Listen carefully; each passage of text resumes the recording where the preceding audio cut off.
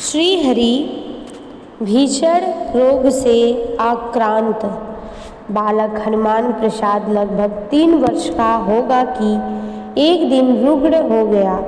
पहले समझा साधारण रोग है, शीघ्र ही ठीक हो जाएगा, पर बालक की स्थिति सूखा रोग के कारण चिंताजनक हो गई। दादी राम कौर देवी की मन की क्या अवस्था होगी, इसका अनुमान ही लगाया जा सकता। कितने देवाराधन, कितनी प्रार्थना, कितने अनुष्ठान के फलस्वरूप बालक घर में आया और वही भीषण रोगाक्रांत होकर खाट पर पड़ा है। हर संभव उपचार के पश्चात भी स्थिति बिगड़ती चली गई। अंत में सब ओर से निराश होकर दादी बालक को लेकर रतनगढ़ चली आई एवं संत महात्माओं की शरण लेकर पूजा पाठ, जप, दान, अनुष्ठान आदि का मार्ग अपनाया। संतों का आशीर्वाद प्राप्त हुआ और बालक स्वस्थ होने लगा और कुछ दिनों में पूर्ण स्वस्थ होकर अपनी मधुर मुस्कान से दादी को प्रफुल्लित करने लगा। दादी उसे लेकर शिलांग चली गई। भूकंप से प्राण रक्षा, जाको राखे साईं मार सके ना कोई। इसका दूसरा उदाहरण शीघ्र ही सामने आया कि सन 1953 व 1896 में शिलांग भीषण भूकंप आया। संध्या का समय था। देखते ही देखते कतार में खड़ी ग्रहावलियाँ धरती में लौटने लगी। अपार धन संपत्ति नष्ट हो गई। इस दुर्घटना में बालक हनुमान प्रसाद की रक्षा किस अचिंत्य शक्ति की कृपा से हुई, इसका वर्णन उन्हीं की भाषा में पढ़े जो उन्होंने स्वयं कल्याण में प्रकाशित किया। सन 1896 ईस्वी विश्वत संवत 1953 में आसाम में भयानक भूकंप हुआ था। उसमें मेरी उम्र लगभग 4 वर्ष की थी। शिलांग आसाम में हमारा कारोबार था। मेरे दादाजी कानी राम जी वहाँ रहते थे। पिताजी कलकत्ता का कारोबार संभालते थे। माताजी की बहुत छोटी उम्र में मृत्यु हो जाने से मेरी दादी जी ने मुझे पाला। उनका मुझ पर जो स्नेह था एवं उन्होंने मेरे लिए जितने कष्ट सहे, उसका बदला मैं 1000 जन्म सेवा करके भी नहीं चुका सकता।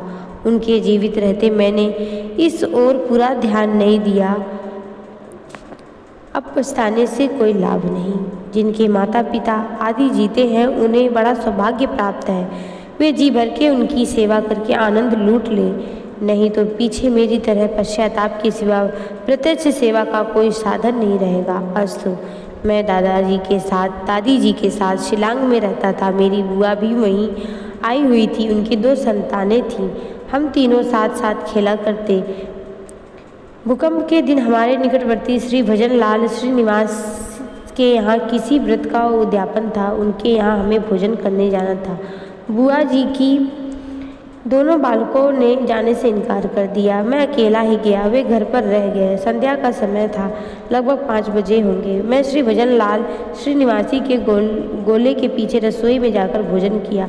रसोई से निकलकर गोले में घुसा ही रहा था कि धरती बड़ी जोर से कांप उठी।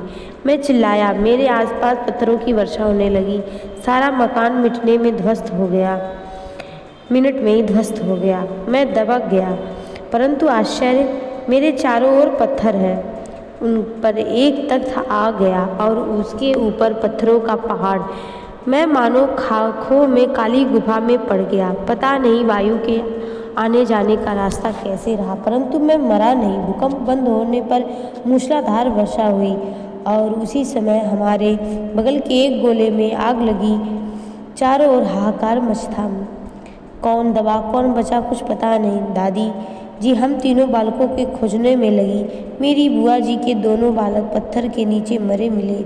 मेरी बड़ी बुआ जी के पौध मुझसे कुछ बड़ी उम्र के श्रीराम गोयन काकी भी लाश मिली। ढूंढते हुए पुकारते दादी जी भजन लाल श्रीनिवास के गोले के पास आई। वे बड़े जोर से पुकार रहे थे, मन्नू मन्नू मन्नू। मैंने आवाज़ सुन ली।